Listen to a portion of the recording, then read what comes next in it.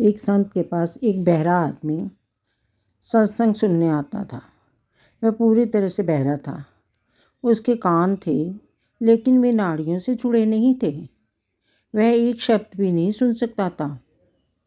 एक दिन कुछ लोग संत से कहते हैं, बाबा जी, वह जो वृद्ध बैठते हैं वे कथा सुनते सुनते हंसते हैं, लेकिन वे बहरे हैं। वे 2 बार हंसते हैं, एक तो जब बाकी लोग हंसते हैं और दूसरा जब वे अनुमान से कुछ समझकर हंसते हैं। संत जी ने सोचा, वह बहरा है तो कथा सुनने क्यों आता है।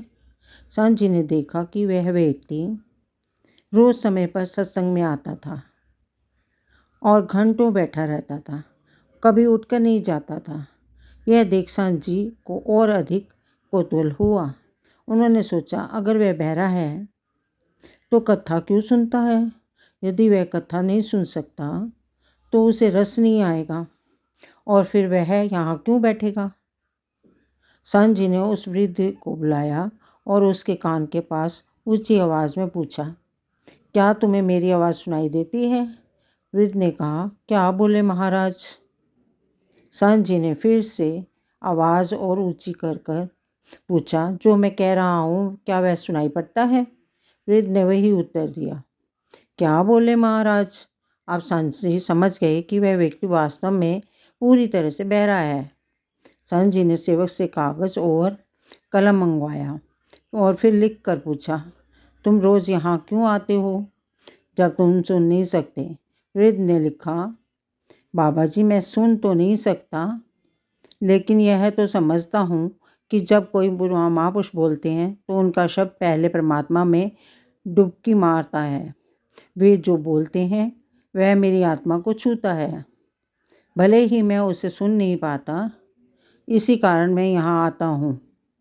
वृद्ध ने आगे लिखा, दूसरी बात, जो पुण्यात्मा लोग आपकी अमृतवाणी सुनने के लिए आते हैं उनके बीच बैठने का भी मुझे पुण्य मिलता है।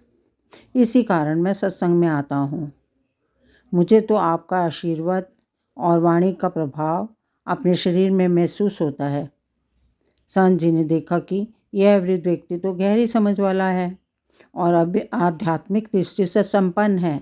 उन्होंने वृद्ध से पूछा, तुम रोज़ सत्संग में समय पर क्यों आते हो और हमेशा सामने बैठते हो।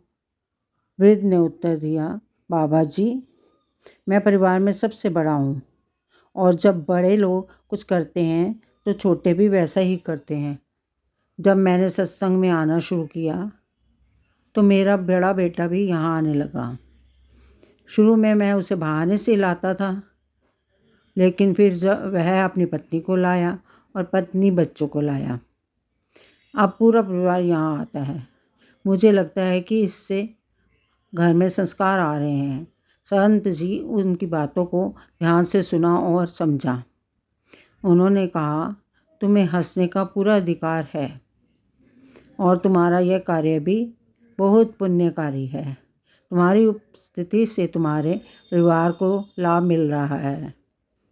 सत्संग और ब्रह्म चर्चा का पुण्य इतना महान होता है कि भले ही कोई सुन ना पाए, केवल वहाँ उपस्थित होने मात्र से वह व्यक्ति जीवन के पाप और ताप से मुक्त हो जाता है और अगर उसे समझ ना आए तो भी वह व्यक्ति धीरे धीरे आत्मज्ञान के रास्ते पर चलता है। संत जी ने बताया कि सत्संग और ईश्वर की भक्ति का प्रभाव हर किसी पर होता है, चाहे वह सुनने में सक्षम हो या नहीं। यह एक पुण्य है जो जन्मों तक लाभ देता है। इसलिए यह ज़रूरी नहीं कि हमें हर शब्द सुनने की आवश्यकता हो, बल्कि हमें केवल वहाँ उपस्थित रहकर उस दिव्य ऊर्जा और वाणी का अनुभव करना चाहिए। इससे यह शिक्षा मिलती है कि सत्संग में केवल भाग लेना ही पर्याप्त है, चाहे हमें कुछ समझ आए या ना आए। ईश्वर की वाणी का प्रभाव एकाग्रता और मनन से मनुष्य के जीवन में शांति और सुख लेकर आता है।